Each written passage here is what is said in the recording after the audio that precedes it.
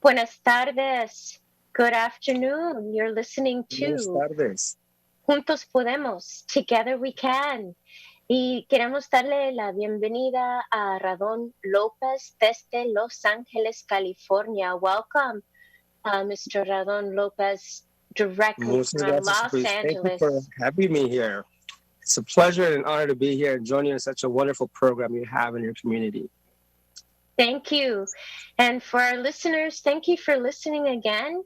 This is La Voz Hispana de Connecticut. You could watch us live through Facebook at La Voz Hispana de Connecticut. And you're listening to WNHH 103.5 FM here from New Haven, Connecticut. In our show, Juntos Podemos, Together We Can, as always, do not turn that dial when you hear another language, which is Spanish. Mil gracias por estar aquí con nosotros, señor Radón López. Como siempre aquí en Juntos Podemos, celebramos en los co-creadores de un mundo más justo y más gentil. Y tenemos un tema bien importante. Usted es el invitado de honor por Gracias. muchos años en trabajar directamente en las escuelas públicas de Los Ángeles, con los padres, con la comunidad y todo para mejorar el rendimiento, no solamente académico, pero también emocional de los jóvenes de las escuelas públicas de Los Ángeles. ¿Nos puede explicar un poco sobre su puesto de trabajo? Y por favor, puede escoger un idioma, el inglés o el español, y yo traduzco en el otro idioma para hacerlo un poco Okay. más fácil. And so Bueno, today we have Mr. Radon Lopez. He is the Director of Family and Community Education Services and Behavior Specialist in Santa Ana, California. Not too far from Los Angeles. it's down the street. It's down the street. Yes. And for our listeners, we had maybe about a month ago, Citywide Youth Coalition Youth, and they invited the adults to dream big, to think outside the box of how our schools could be different if we reallocated some of the police in our school funds towards the social emotional well-being of all students in the New Haven public schools. And by fortune, you had contacted me. And I'm like, oh my God, I need to interview Mr. Lopez. I think I Because contacted you last month when we were celebrating Mental Health Awareness Month. El mes pasado fue el mes de dar información de la salud mental. Es algo que es muy importante relacionado con lo que tú estás hablando y voy a elegir el idioma español. Creo que para los los que están escuchando, es significante que tengamos en cuenta la importancia de salud mental y que lo festejemos. Y afortunadamente en una de las escuelas preparatorias en las que estuve trabajando ese mes, sí tuvieron una campaña y involucraron a los estudiantes, hicieron mucha promoción de que los estudiantes más que nada sepan cómo acudir a los recursos de salud mental. qué bonito, qué bonito. Y nos puede explicar un poco qué es lo que usted hace sobre behavior specialist en las escuelas. Could you share with us a little bit about your role, Director of Family Community Education Services and behavior specialist? Because too often it's adults that get quoted, they don't feel safe in school, and they need police. I haven't heard that much from young people. Young people actually don't feel safe with police in the schools. So, how does behavior specialists come into play in addressing the challenges around students that have needs and creating school safety? Well, I can tell you, te puedo decir un poquito de la experiencia que tuve trabajando en las escuelas en Santa Ana. Como director de servicios de educación, ese título realmente es con el propósito de abarcar y tomar en cuenta que no solo nuestras familias son las que están con la necesidad de aprender a cómo adaptarse a la comunidad. Es también cómo los servicios comunitarios, en este caso mencionas los departamentos de policías, servicios de recursos, que también ellos se consideran como personas que necesitan aprender y ser educados o aprender nuevas cosas de cómo convivir, cómo tratar, cómo fomentar un buen ambiente saludable en general. Te puedo comentar que en las escuelas, afortunadamente, contraté por muchos años, casi 15 años, con el propósito de asistir a los estudiantes con su conducta. Hay conducta que lamentablemente impide que los estudiantes puedan enfocarse en el aprendizaje. Es decir, en el área de salud mental, algunos de ellas por los problemas en el hogar, problemas en la comunidad, les impacta mucho su habilidad de concentrarse. Yo trabajé en una comunidad donde los niños me platicaban que todavía al ir a la escuela miraban las manchas de sangre de un tiroteo que hubo la noche anterior, o estudiantes que se encontraban jeringas, que se encontraban, ¿cómo se llaman los casos de las pistolas, los casings, perdón? Entonces, todo eso les afecta a los estudiantes en su seguridad, en la comunidad que ellos pueden estar en el salón de clase. Como behavior intervention, una persona que interviene en la conducta, es trabajar con ellos y practicar ciertas habilidades, que sepan que ellos aprendan a desarrollar destrezas, que ellos se vean, que reconozcan, sí, que hay problemas, pero también que tengan, en este caso, en mi rol, como consejero y asistente en la conducta, con quien ellos puedan platicar, desahogarse, que tengan una persona con quien hablar para expresar las mortificaciones que eso les causa. Si el estudiante está mortificado, no se está concentrando como debe de ser en el aprendizaje. Y a veces necesitamos mucha sensibilidad de las personas que están trabajando con estudiantes, que a los estudiantes les puede impactar. La presencia de policía, que claro, en sus casos es a quienes acudimos, pero algunas comunidades lamentablemente tienen una relación donde en vez de integrarlos, los ven como que ya nos vienen a hacer algo, hay peligro. Hay escuelas que hacen el esfuerzo de desarrollar una relación con la policía, porque eso le ayuda a la comunidad a que tengan la comunicación más que nada. Y también les permite que los policías conozcan un poquito de la comunidad a la que ellos están para servir. Voy a traducir lo que acaba de contar. Mil gracias, Fue señor bastante. Radon. No, sin pena. And so, what a pleasure to have you here, Mr. Lopez. 15 years in service to the community, in service to families in Santa Ana, California. And as the Director of Family and Community Education Services and Behavior Specialist, that role that you play, I want to share a little bit about the insight that you provided. That mainly the role is taking into account the support that not only the students but also the families may need around adopting themselves in how they engage with community. That there are resources and services that are available and supporting families in navigating and having access to those resources. And sometimes it is as much as educating and informing the parents of new ways of being, new ways of interacting, and supporting the schools in obtaining strong, healthy school climate. In the 15 years that you've been supporting the schools, noting that often behavioral issues with students stems from having witnessed or been part of problems in the home, problems in the community.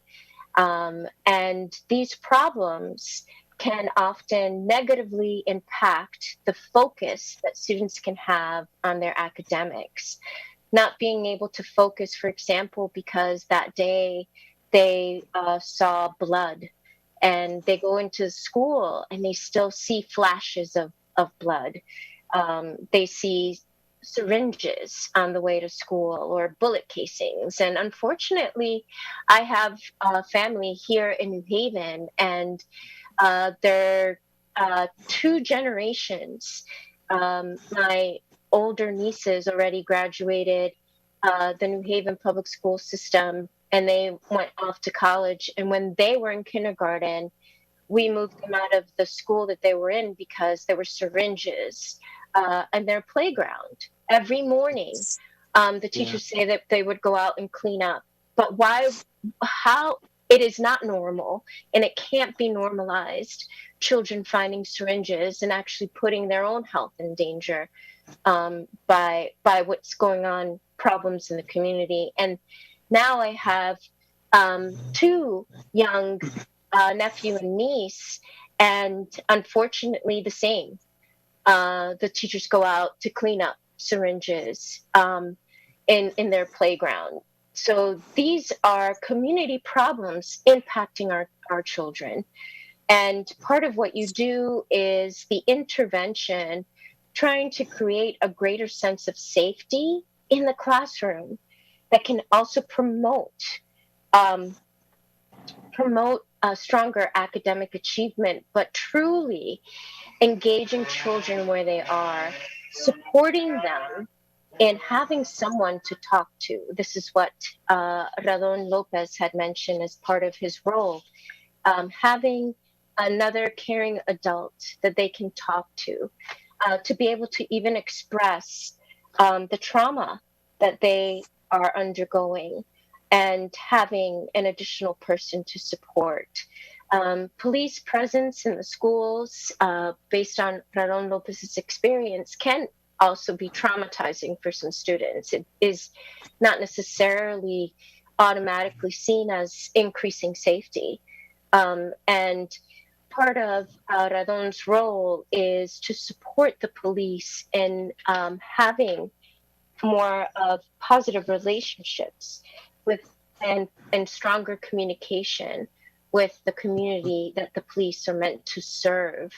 And that's such a huge conversation right there with what happened in Texas, that parents were trying to go in and save their children, and they were getting handcuffed by the police from that community that was meant to serve and protect them. And some of the police went in to save their own children, but not those the children of families from the community.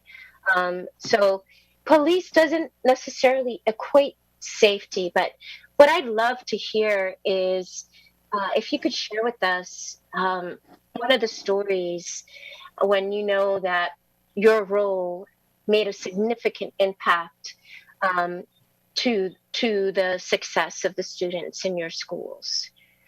Si nos Well, puede contar un ejemplo en los 15 años que ha trabajado, donde obviamente sintió y vivió ese momento de impacto positivo en las vidas de los estudiantes. bueno, como te dije, lamentablemente muchas veces nuestros estudiantes son testigos de crímenes, de experiencias negativas que aún pienso que con recursos adecuados podemos asistir a esos estudiantes que superen esos traumas, por decirlo así, que sientan la guía y el respaldo para superar las experiencias que nos pueden impactar de una manera negativa, pero que también nos pueden hacer mucho más fuertes. Yo vengo de una crianza donde mis ejemplos para una educación alta, más avanzada, no necesariamente fueron personas con educación, fueron el trabajo y el esfuerzo de ver mis familiares. Muchas veces queremos tener a líderes ejemplares o adultos ejemplares, pero no tomamos en cuenta que las personas que también están sufriendo, batallando y son persistentes, nos dan un ejemplo de sobresalir. A tu pregunta de una experiencia impactante, creo que fue cuando yo fui a la tienda y en lo que iba caminando una persona con un uniforme de de mecánico se me acercó y me preguntó, ¿tú eres Mr. López? Y yo me quedo sorprendido y le dije, sí, soy Mr. López. Dice, tú me ayudaste cuando mataron a mi papá, cuando mi papá falleció. Tú estuviste ahí. Y eso a mí me sorprendió mucho, pero va junto con lo que te estoy diciendo, que tener personas ahí para respaldar a los estudiantes y las experiencias de ellos, a veces ni nos damos cuenta el efecto que haces. Yo te puedo decir que mi manera de trabajar con los estudiantes es una manera muy comprometida, muy apasionada en querer ver el potencial entre ellos, en querer que ellos busquen de sí mismos cómo esa fuerza iónica, cómo pueden superar no solamente los retos de día en día en la comunidad, en la familia, económicos, con la delincuencia alrededor de nuestras comunidades, pero también que sepan cómo perseguir una mejor calidad de vida. El canal el que he tenido yo afortunadamente como una herramienta ha sido la educación, la educación, el respeto propio. Muchas de las escuelas inculcan valores que realmente están diseñados para que los estudiantes puedan sobresalir. Entonces, no puedo enfatizar lo importante que es que esa fuerza o ese apoyo sea un esfuerzo de colaboración con todos los sistemas alrededor de los estudiantes. Hay un programa que estuvo estudiado este programa, en inglés dicen research, ¿verdad? O sea, que tuvo un impacto y tiene que ver con 40 elementos en el desarrollo.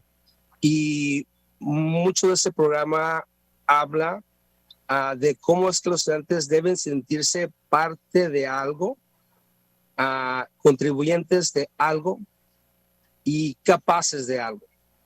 Capaces de algo, contribuyentes de algo y parte de algo. Es decir, parte de la comunidad, parte del hogar, aprendiendo a temprana edad a contribuir, a ayudar en la casa, ayudar a los hermanos, ayudar a la familia como voluntarios. Eso les da un sentido de pertenencia y cuando nos sentimos un sentido de pertenencia, queremos cuidar lo nuestro.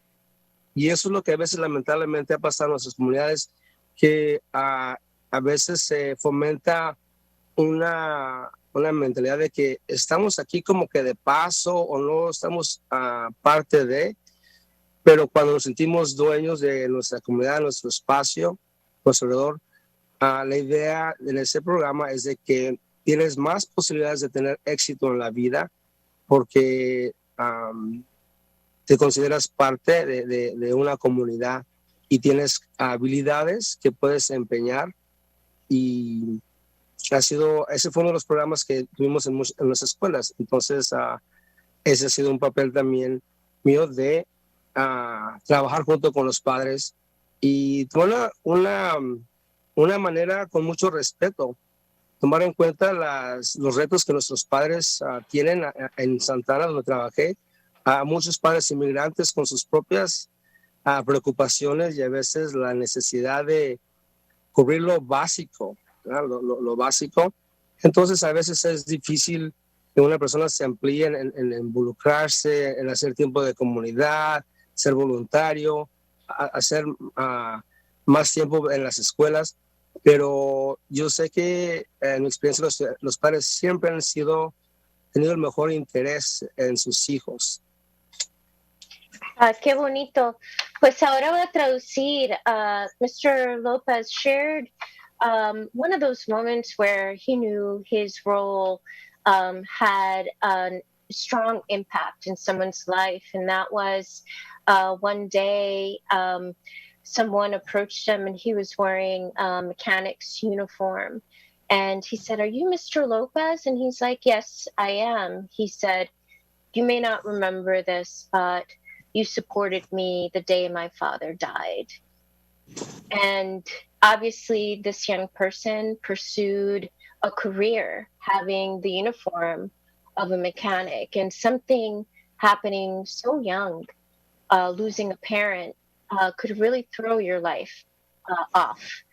And so Mr. Lopez said that is when realizing that you're making an impact, a positive impact in children's lives, and the degree by which you're affecting their lives, you may not know, but it really does change the trajectory of a life. Um, Too often, Mr. Lopez said, there may not be um, the ability by yourself to overcome traumas. And too often, families are working hard to meet the basic needs of their children, and they may not have time to proactively engage with the schools. But Radon said families care. They have the highest and best interest for their children, and remembering that and how to be a partner. Radon mentioned that collaboration is key, being able to support collaboration of all entities, collaborating with families, collaborating with community-based organizations, nonprofits is key. Um, there's research that also to take in under consideration around best practices in supporting the success of students. And this particular research stated there are about 40 elements to try to cultivate and support and strengthen in order to help children have success in life. And one of them is a sense of belonging. That if youth in particular have a sense of belonging, they then have greater opportunities to have success in life, um, versus youth just passing through, not truly feeling part of the school or the classroom or even the family. Having a sense of belonging also gives you a sense of wanting to care, step up, and be part of cultivating um, positivity in the world. And that if young people are given the opportunity to be part of something, also giving them the opportunity to contribute, they can recognize the capacity that they have within themselves. And this will support having success in life. And part of the role as director, family and community engagement and behavior specialist, it is guided by Mr. Radon with a deep, deep commitment and a passion to see the children and youth obtain their fullest potential, despite the daily challenges, the economic challenges, the problems, upheavals that can happen in the community. That educators have a strong belief that through education, families, children can increase the quality of their lives, increase a sense of self respect, and having strong core values, which is what educators try to promote um, in children so that they can have success in life. And so tell us a little bit about what the structure is. Is it are are you assigned to specific schools?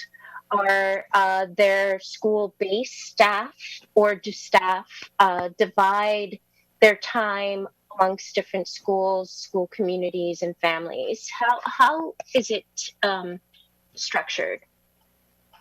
Well, I think as a person providing additional staffing for the school at the time, my role was obviously to attend to the students with the most needs in terms of assisting them with their, let's just say, their and them, adapting into the school mandates, if you would. The students with behavioral problems.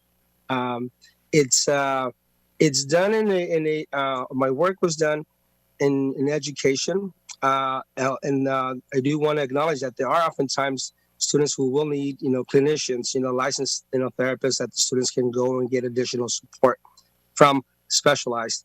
Uh, but going back to an immediate support for the students, when you can have a conversations with students in terms of finding out what is inhibiting them from doing what they are expected to do. You need to be able to have the sensitivity, build a rapport with the students. So as they are able to communicate what their challenges are, what their needs are, you can then best support the students. At the school that I was in for many years, the information was exchanged with teachers, administrators, and the parents, with the intent that we can all be in support. So there's actually some programs that were designed, that I designed back then, to allow the parents to even understand the expectations, the academic expectations, the behavior expectations. But it was done in a way that the school also provided the resource through classes that I directed, through invitation of the parents for the classes, done again in a very culturally relevant approach. It's nice to know that oftentimes, in my experience, the communities respect you, respect that you want to help the families. Uh, and it is a bit of a challenge to let them know that their students are not, they're not up to part academically. They could be at risk of failing. They could be at risk of even socially, socially, emotionally not maturing as expected. Every grade level, and the school system has standards, academic standards that they need to achieve. And oftentimes it sounds, even when I started doing that, it started making more sense. But sometimes this information, in my experience, was not very clear to the parents. So once the parents can understand what is expected in a more clear way, in a very explained, I think we saw a response from them to want to learn, to want to get the students to get the most out of the school system, for them to graduate on standards at the adequate level. Because oftentimes, but disculpame, I just realized I just went to English mode here. I'm sorry. Oh no, that's fine. Oftentimes, your role will be in Spanish. Oftentimes, the parents are comfortable with the phrase "va bien," "está bien," but we really need to define that. What really does that mean? Are they up to part? Are they achieving what is expected? So, Mhm. and back to your question, it's a collaborative effort. It's to see that there is um, uh, participation of the parents. I found that a big part of my role was explaining to the teachers that the parents are interested, and we just need to develop programs that are sensitive, that are in the time that the parents can attend. I mean, oftentimes it was 7, 8 o'clock at night, so that's the best time for the parents. And oftentimes you have some systems in place that it's 8 to 5 and we're out of here, or 8 to 3 when it comes to people in education. And that's great. I mean, it's respected. They're there to do what they're supposed to do when the time that they're there. But community life doesn't work around the clock, doesn't work around when the sun set. We have I was very just blessed with the experience of meeting so many people, so many parents, and it turned light. It turned light to the school and say, "Wow, how are you getting all these parents to participate? All I'm doing is just coming on the time that they said that they can be there." And Mm.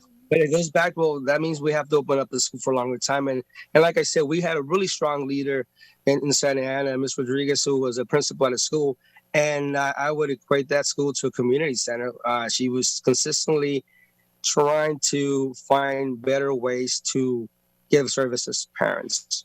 And at the end of the So day, I imagine student attendance went up. Young people were prepared to take tests in ways that they weren't before, which means academic achievement improved. yes, I developed a program specifically for helping students who were in the far and below basic standards. These students were two levels below a basic standard of achievement, and the design of the program was to get parents to understand exactly what the expectations were. And we had a lot of success because I can tell you, I know those numbers off the top of my head. You know, you had parents or students who had parents that attended that program whose scores levels went up 2 levels up. Wow. There was a lot of things that the school did, of course, and the teachers, and there was a lot of training that went into place. But our school, I remember it being recognized at a district level because of an improvement.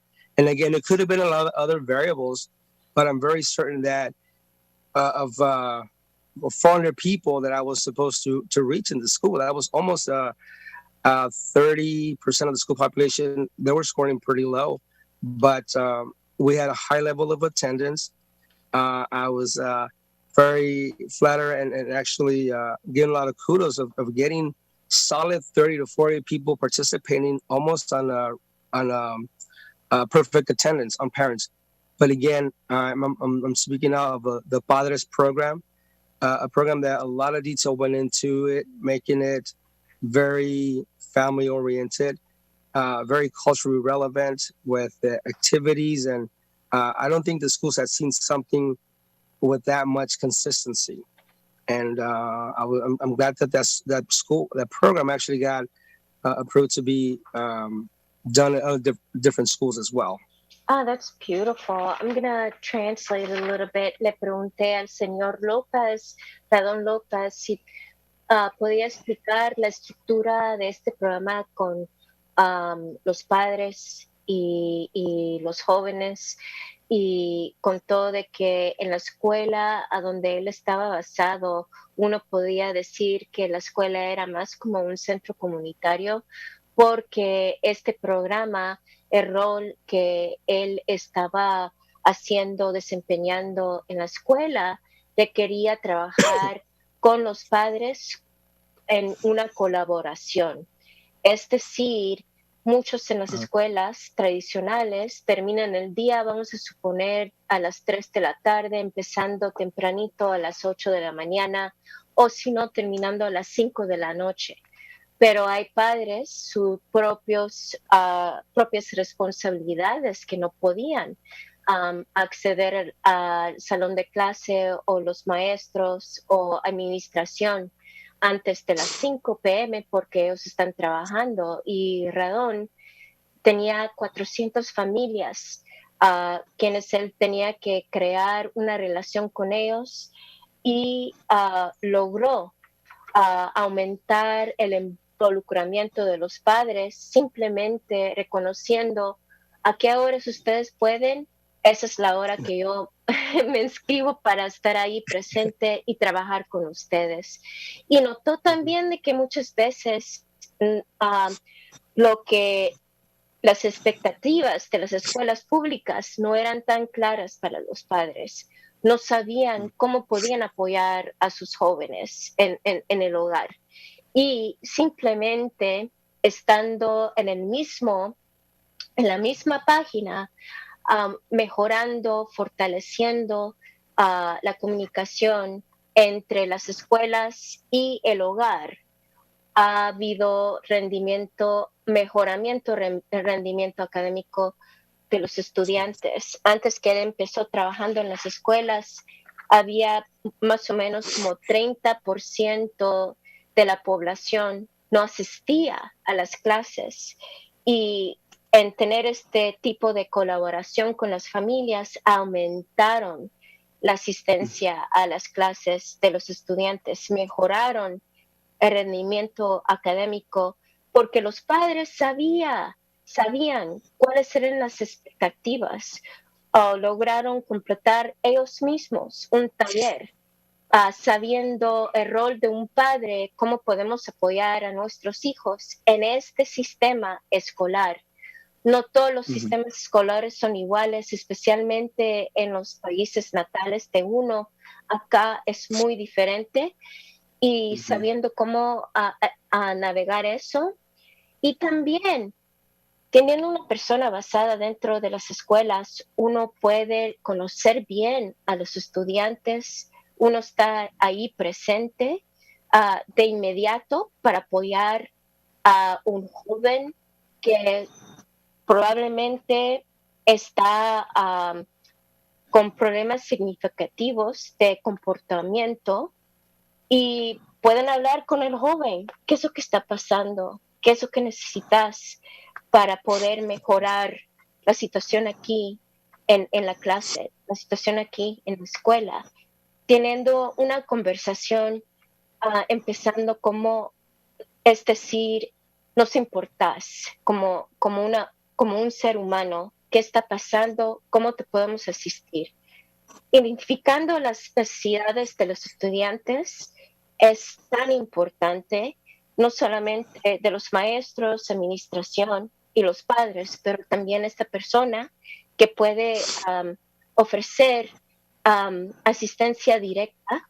Y en ciertos casos, tal vez necesitan ver un terapista médico profesional, pero hay veces de que tener esa conversación um, ayuda mucho. Pues tenemos como 10 minutos más antes que se termine la entrevista, y quisiera preguntar, ¿cuándo fue que la escuela de Santa Ana empezó con el rol de Behavior Specialist and Family Engagement? ¿Cuándo es que when did the school system begin that role? Bueno, yo en un tiempo estuve trabajando con una agencia en donde tuvimos contratos con el distrito con un programa, con un financiamiento que era para disminuir la violencia. It was a Violence Reduction Grant. Eso permitió que la agencia con la que trabajé en ese tiempo pudiera estar presente y proveer como apoyo a los estudiantes, trabajar con ellos con los problemas del día en día en comportamiento. Si por ejemplo, el estudiante estaba faltando muchas veces, tuvo problemas que se peleaban, sospechas de que estaban guiándose en la dirección de pandillas, o simplemente mala conducta en el salón de clase. Todas esas preocupaciones que la escuela tenía los estaban refiriendo, en este caso, a nuestra agencia, y trabajamos con los estudiantes en, de nuevo, ver qué es lo que el estudiante estaba pasando, que lo estaba quizás limitando, le estaba impidiendo a que se adaptara a las expectativas de la escuela. Y a veces a través del desahogo emocional, y mi experiencia, y dar alguna orientación, de poner en práctica.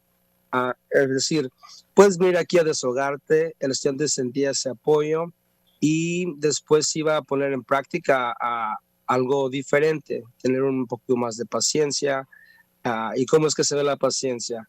Cuando te sientas incómodo, ¿qué puedes hacer tú para que tú sobresalgas esos retos? A veces eran hasta la misma relación con el maestro. Los estudiantes, como estamos hablando de estudiantes ya en la secundaria y preparatoria, eran, como dicen en inglés, de bump heads, ¿verdad? Pero igual, afortunadamente, desarrollé muy buena relación con los estudiantes, y se les puede orientar a que ellos fueran a miraran por sí mismos. Si algo no estaba, si tú no estás obteniendo, si estás aplicando y piensas que es algo personal, pues a lo mejor hay que aclarar. Una persona que tiene expectativas de ti no está queriendo ser malo contigo, simplemente está pidiendo que tú te esfuerces más, porque no lo vemos de esa manera. Entonces a veces es cambiar la perspectiva de la experiencia que el estudiante está teniendo cuando tienen la madurez, ¿verdad? De tomar otro ángulo e igual sobresalir. Es como si a veces hasta picar un poquito el orgullo del estudiante para que diga, yo no me voy a dejar, yo voy a sobresalir. La adversidad, las cosas que están ahí, como te mencioné anteriormente, nos podemos ver a veces, nos podemos ver como víctimas de las circunstancias o podemos utilizar esos retos para fortalecer destrezas que tenemos nosotros. Y claro, eso se puede hacer a través de intervenciones, pláticas o programas que orientan a los estudiantes a que, es decir, no se dejen. En nuestra comunidad tenemos siempre ese gran orgullo que sabemos que queremos y podemos superar o sobresalir. Entonces a veces recordarles eso. En cuestión de cuándo se incluyeron los programas, cuando trabajé con esa directora, ella cambió de escuela y me pidió que fuera a apoyarla en esa escuela, porque ella sabía que había una alta expectativa de tener que mejorar los resultados en los exámenes estatales. Entonces eso fue una base que me permitió entrar a las escuelas, de trabajar con los papás, trabajar con los maestros. Aún así, los maestros también expresaban dificultad en entender qué es lo que pide el Estado de nosotros para para que nuestros estudiantes sobresalgan. Entonces, si los mismos maestros profesionistas estaban batallando con una expectativa estatal, mucho más nuestros padres. Entonces, mi papel fue, ¿qué se puede decir? Traducir, interpretar todas las expectativas, y pienso que los padres apreciaron mucho el verse con la capacidad de influir a sus hijos. A veces eran cosas tan básicas, por decirlo así, como que tus hijos que descansen el tiempo adecuado para tomar los exámenes, que se alimenten sanamente, de preferencia a diario, pero cuando hablamos de fechas de exámenes, hay preparación para el rendimiento, hay preparación. Yo estudié un tiempo en el área de psicología del deporte y pienso que eso fue lo que se integró mucho en ese programa para que los padres reconocieran de que el estudiante era como una pista de carrera que le iba a dar la vuelta al año y que había puntos de marcas que eran los benchmark exams, o sea, son los exámenes de práctica, y al final había un examen final. Entonces le ilustré esta cancha de correr, pista de correr. Les dije, aquí está su estudiante y ellos van a dar la vuelta, ¿qué les hace falta? Y entonces les dije, pues, los porristas, las personas que estén ahí para respaldarlos. Y como te dije, yo miré muchos avances, muchos cambios. Eso le abrió la puerta a los papás, se sintieron más contribuyentes de la educación de sus hijos. Entonces, creo que fue basado en la necesidad que la escuela dijo, tenemos que tener un programa como esto. Fue muy bien recibido, miramos resultados, se pudo, abrió las puertas para mí como profesionista de ir a implementar este programa en diferentes escuelas. Quisieron obtener lo mismo, imitar lo que estaba pasando en una escuela en particular. Entonces, eso es como mencioné anteriormente, no solo el estudiante estaba teniendo el éxito, muchos de ellos era triste verlos que en las clases estaban señalando que ellos estaban en el color rojo y los demás en el verde. Entonces, eso en sí a un estudiante puede impactar de una manera difícil, pero igual pero lo puedes lograr. Entonces, eso también se les tiene que explicar. En el área de análisis en la conducta vemos qué es lo que nos motiva, qué es lo que nos va a motivar a los estudiantes y qué no. Si ellos se sienten que la meta está muy retirada, pues el ánimo baja a veces. Entonces, mucho de inculcar a los papás era motivación, despiértalos con una buena actitud, motívalos Y les dije, la motivación no es algo que puedes ir a comprar al mercado, la tienes que encontrar en ti mismo, y explicar que cuando uno ve la necesidad como una cosa en serio, crítica, para hacer una diferencia en tu vida, la persona cambia, la persona se impulsa a sobresalir.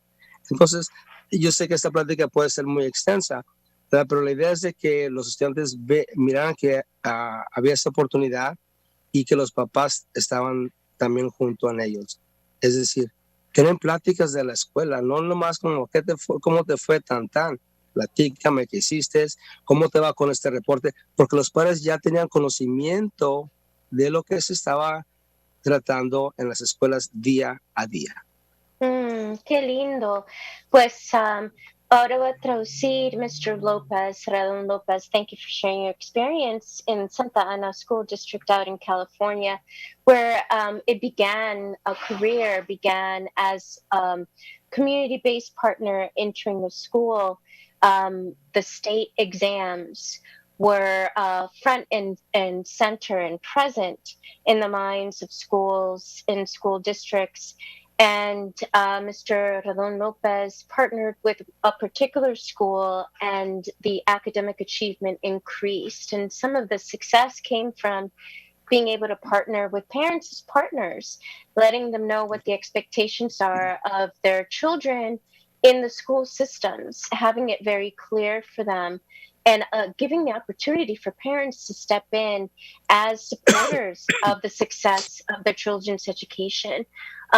Sports psychology really came into play, being able to lay out the field and saying, this is the track that your child is running on. And at certain point in time, their benchmarks, and these are the exams, and getting them ready to be successful for these exams includes, for example, making sure that your child gets adequate sleep the night before a test, can eat a healthy meal in support of strong performance on that test, and maintain some of those practices, not just in testing times, but on daily occasions.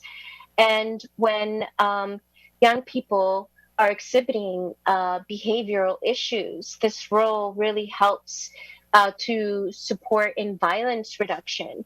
The entry point into the school is really around a violence reduction program, being able to support a student for daily success.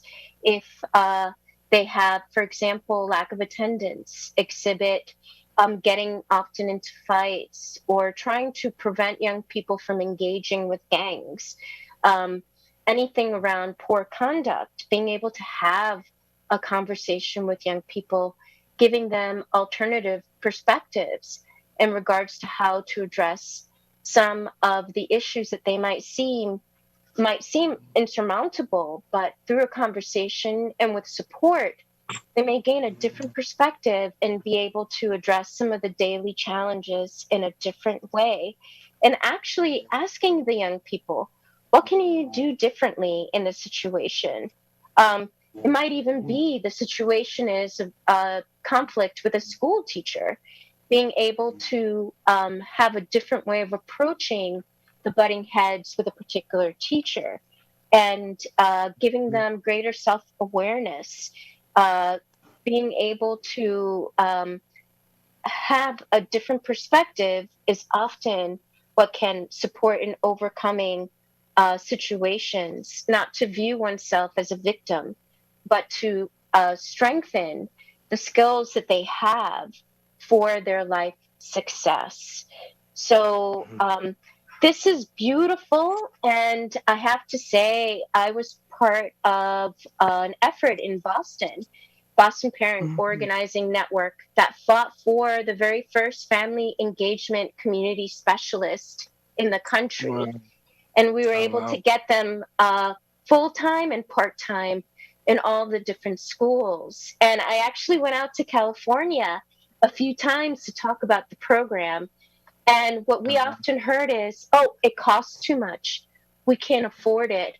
But can we afford students not feeling safe in school? Can we afford them not graduating, not attending class, not showing up with the ability to concentrate and focus and to have success in life. We cannot afford that. And so parents in the Boston Public Schools went ahead and advocated at the state level for funding, and we won. And then we fought for those positions inside the school district. We also went ahead and pushed for what the job description should have. And what you said is so key. They would meet at the time that parents were available versus forcing parents to say either 3 p.m. or 5 p.m., but they have jobs. They have to bring home the bacon so that the children can eat. So everything that you just said is that vision that was pushed in Boston. And here in Connecticut, we don't have family engagement specialists. We're losing opportunities of working with families as partners. And community resources have been coming into the New Haven Public School District. But what greater resource than the very families that they're from? And we're missing the target when it comes to that. And so thank you so much, Radon Lopez, for giving us... To you as well. Aquí también. Thank you for giving us something to dream into, where police are not the answer. Yeah, I wish I can do more, but I know that cuando se trata de financiamiento, esa parte es un asunto serio, pero te puedo decir que hay investigaciones que dicen que la inversión en programas de prevención, siempre en cuestión de costo, en eficiencia en el costo, vale la pena. Y espero que eso lo puedas utilizar a tu favor, porque esos programas de prevención, los beneficios, las inversiones son a plazo más largo. No es un resultado que ves a veces inmediatamente, pero como ese estudiante que se presentó y me dijo, tú me ayudaste cuando mi papá falleció, hace muchos años. Y las historias son endless, como dicen, puedo seguir diciendo otra historia. Un estudiante que se metió en un problema, que estuvo en probation, en supervisión, por el mismo condado. Trabajamos con el estudiante, escribimos cartas, le dimos oportunidades para ser voluntario. El muchacho ahora es un oficial del departamento de policía. Esas son esas oportunidades que tú respaldas a ese estudiante, y en vez de que ese estudiante se vea como que ya cayó en el sistema, es decir, ¿cómo puede sobresalir esa situación? Entonces, hay muchos casos así de éxito, y me encantaría seguir la plática, pero sé que tenemos un tiempo limitado, pero estoy de nuevo muy agradecido a tu comunidad que me hayan tenido como un invitado. Realmente el éxito de esto no es tanto la plática, pero su audio escucha, las personas que están escuchando esto, y ojalá les haya sido de mucha utilidad y que se motiven y sigan adelante. Mil gracias, Radon. Thank you so much for your time. And thank you all for listening to La Voz Hispana de Connecticut, Juntos Podemos, WNHH 103.5 FM. My name is Caprice. See you next time.